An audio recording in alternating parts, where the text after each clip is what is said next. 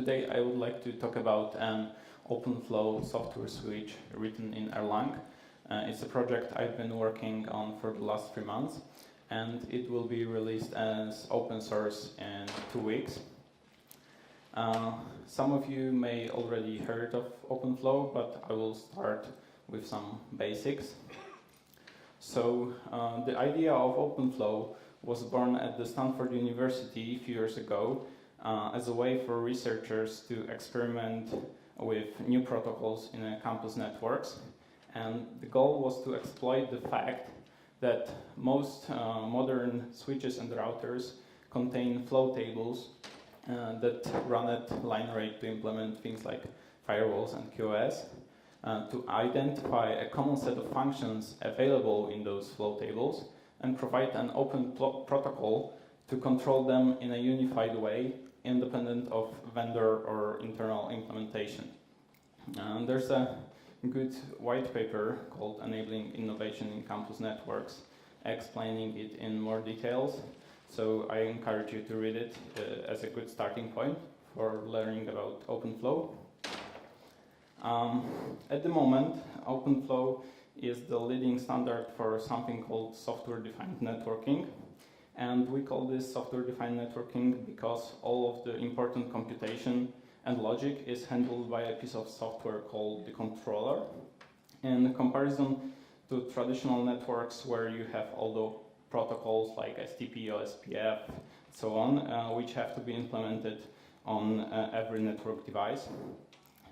And so the most important thing here is the separation of the data and control planes. And OpenFlow switches doesn't have to interact with each other or understand the topology of the network. They are very simple devices doing whatever they are told by the controller. The second big difference is that instead of vendor-specific interfaces for every device you want to use, OpenFlow gives you a common API in form of OpenFlow protocol. So all the devices, whether it's a software or hardware switch from a certain vendor, they all speak the same language. And another difference is that instead of having different devices for different network layers, you have just one OpenFlow switch which uses flows to match on headers from layer 2 to layer 4. One thing to remember about OpenFlow is that it doesn't let you do anything you couldn't do with a network before. It's just another method of configuring the switch that may solve particular problems better or easier than traditional networks. Currently, the OpenFlow standard is researched and developed by the members of Open Network Foundation, consisting of over 70 companies you see here, with giants like Deutsche Telekom, Facebook, and Google. The important thing is that most of those companies are not network infrastructure providers. They are users of traffic-intensive networks looking for a way to benefit from the idea of OpenFlow. Okay, so let's take a look at how the OpenFlow switch actually works. It consists of 2 parts: a secure channel responsible for talking to the controller. It implements the OpenFlow protocol and establishes a TCP connection to exchange messages. And the rest of the switch includes a pipeline where incoming packets are matched against flows, and the general switch logic responsible for handling messages received from the controller, and so on. The 2 most important aspects of flow processing in an OpenFlow switch are actions and instructions. When a new packet comes in, it has an empty action set, and then it goes through flow tables, and once it's matched on the flow entry, a set of instructions associated with this flow entry is being executed, and those instructions include adding or deleting actions from the action set, and also forwarding the packet to another flow table. And when the packet has nowhere else to go, the action set is being executed, and the actions include changing the values of different fields in a packet, adding VLANs and MPLS tags, and sending packet to particular output port. So this was a brief introduction of the basic functionality based on the OpenFlow 1.2 specification, which is the latest one. So I want to talk also about the previous versions. Version 1.0 of the specification is, as you can see, over 2 years old, and it had support for only one flow table and a very basic set of fields. In version 1.1, multiple flow tables were added, and a group table and a support for MPLS and VLAN tags. And the latest specification is OpenFlow 1.2, and it includes extensible matches and IPv6 support and controller role management and many other features. Version 1.3 is already approved by the Open Network Foundation and will be released soon. So, looking at the existing solutions implementing OpenFlow, we have switches like OpenVSwitch, which is written in C by Nicira. It has a kernel module to do the switching. It's based on OpenFlow 1.0 with some additional features from the later versions. There's an OF12 soft switch, which is an attempt to add 1.2 support to a switch made in Ericsson called Traffic Lab. There are some hardware switches from HP and NEC implementing OpenFlow as an additional feature. There are controllers. During the development, we looked at Floodlight and Flower. The first one made by Big Switch in Java, the second one by TravelPing in Erlang. But there are not controllers. I would rather say there are frameworks, because you can't really write a general controller. This is very application specific, and those frameworks gives you everything you need to implement a controller for a particular solution. Other things include for OFTest, which is a set of Python scripts to test an OpenFlow switch. So the main problem with all those implementations is that, with few exceptions I told you about, they're all based on OpenFlow 1.0, and none of them is really up to date with the current specification. And that's why, about 3 months ago, together with the company called Infoblox, we started implementing LINC, which is a pure OpenFlow soft switch. We had two main goals. We wanted to create the first switch with full support for all features from OpenFlow 1.2 specification, so that could be used as a reference implementation. And we wanted our switch to be easy to use and extend, and a way to learn about OpenFlow in general. And one of the ways to achieve this goal was to create an API for the actual forwarding backend, which I will explain more in a minute. Why Erlang? Well, we're using Erlang mainly because of the excellent development speed. As I said, we started 3 months ago, and we created a fully functional switch with support for all features of 1.2. The code is easy to read, modify, and extend, which is the second goal we had. and Erlang is a great match for this. Two other things we let's say learned during the development is that Erlang is great for implementing binary protocols, and OpenFlow protocol is a binary protocol. And behaviors and callbacks are a great way to make things modular. So first thing we implemented was the OpenFlow protocol library. It's a set of Erlang representations of all the structures and enumerations from the specification, encoding and decoding functions for all the messages, an OpenFlow protocol parser, and we also started on implementing support for older versions. So this is sample code from the header file. We have the main OFP message record, which has a body, and the other records are has the OFP message body type.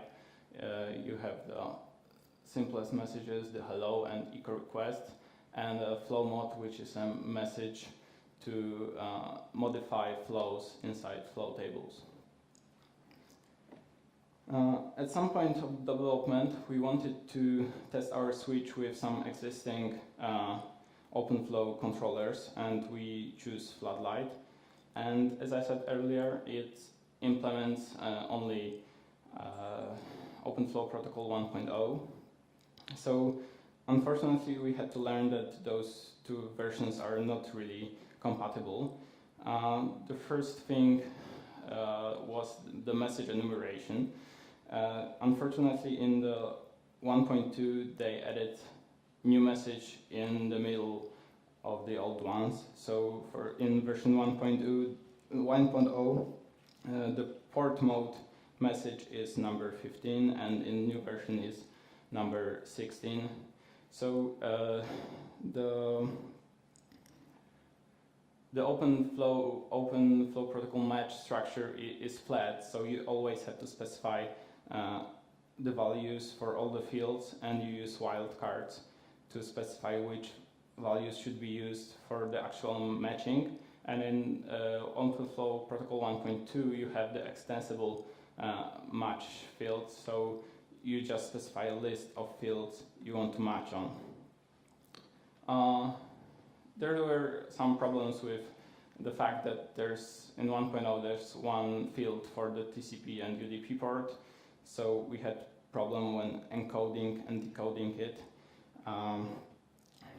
For example, I don't know why you would like to do this, but if you have a match on TCP port number 5 and UDP number 6, then you don't really know how to encode it on one transport protocol field if you don't have IP proto in the header. I mean in the match specification. The another thing is there are no instructions in 1.0, so all the actions are associated with flow entries, and you can only match on the flow entry once and execute those actions. And there are a lot of other small incompatibilities we had to deal with. That's why we created an Erlang behavior called Gen Protocol, which is a very simple behavior with two callbacks, encode and decode. And we convert all the structures from all versions to one common representation, which is based on 1.2 version.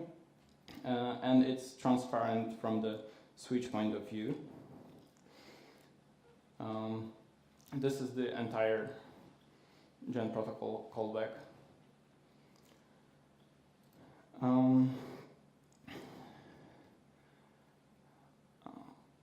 About the supervision tree for our Erlang implementation for a switch, as you can see, it consists of 3 parts. The supervisor for the receivers, which are communicating with the controllers, the supervisor for an abstraction around ports. At the moment, we support the hardware ports and virtual tap devices. and the actual switch logic, which consists of two parts. Common switch logic, which communicates with the OpenFlow controllers, manages the roles of the controllers and the basic switch configuration, and handling simple messages which are independent of the actual forwarding logic. So, for example, echo messages, change role messages, and stuff like this. The other part of the switch logic is the forwarding backend API called GenSwitch. It's also an Erlang behavior, and it separates common switch logic from the actual forwarding engine, and you have to implement all the flow tables, group table, packet matching, and all this stuff, as well as callbacks to handle OpenFlow messages received from the controller. We're thinking about creating different implementations for this behavior, and we started with the Userspace one. To anticipate any questions about the performance of such an implementation, I would like to say that we value the ease of use and extensibility over performance, and I hope this will change in the near future and will work on the kernel space implementation or some hardware implementation as well. And actually, I was talking to Omer about implementing a backend on one of his embedded devices, so we may have a chance to work together on this. Another thing, in the process of implementing the LINC switch, we were thinking a lot of about testing it, and currently we're working on creating a set of tests using property-based testing and QuickCheck. If you're working on anything involving OpenFlow, I hope you will hear more about this soon. At the moment, we implemented an OpenFlow protocol library with support for versions 1.2 and 1.0. We're going to work on the version 1.1, which is not very difficult because it's something between those two versions. We implemented the logical switch in pure Erlang with matching engine for all fields from 1.2. So this includes IPv6 support. And we have support for almost all instruction, actions, and other features of the OpenFlow 1.2 specification. And as I said, we're going to work on different forwarding backends in the future. If you want to know more about OpenFlow, I encourage you to read the white paper from Stanford and take a look at the latest specification. And what's more important for us is get involved. The flowforwarding.org community site and LINC will be launched around June 11th.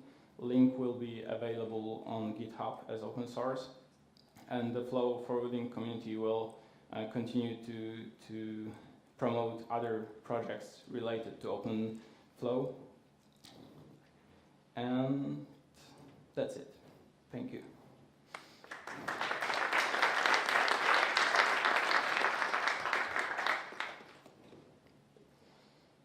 questions? No questions. I have a question. Oh. So, I mean, are you using this to route data now, or have you done experiments with it? Are you using this to route data now, or have you had experiments? Yeah, we set up a single node with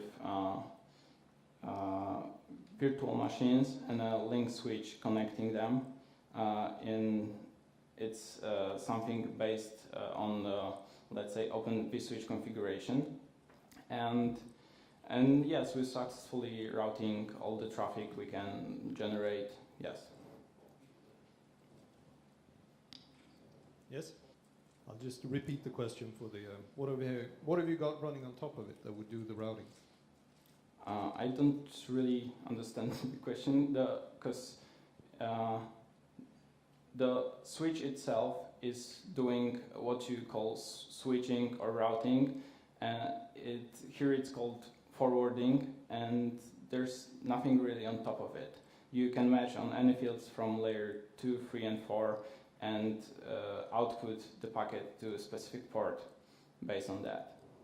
Right, but if you're actually routing real traffic, then you would have to listen to an external routing protocol that would tell you to change the properties of the port. So yes, this is the controller part. You have to have a controller that set up the switches and tells them where they should route specific traffic, forward specific traffic. Right, so I thought you were doing the controller yourself. No, we focused on implementing a switch. So the controller is something different, and for the test purposes, we have our very simple OpenFlow controller, but that's all. Yes? Do you have any plans for hardware support when it comes to forwarding? I'll just repeat it. Do you have any plans for hardware support in terms of Well, forwarding? we have plans on implementing the backend using some hardware, but I can't really tell you much about it right now. I can probably tell you more. Yeah, yeah. Okay.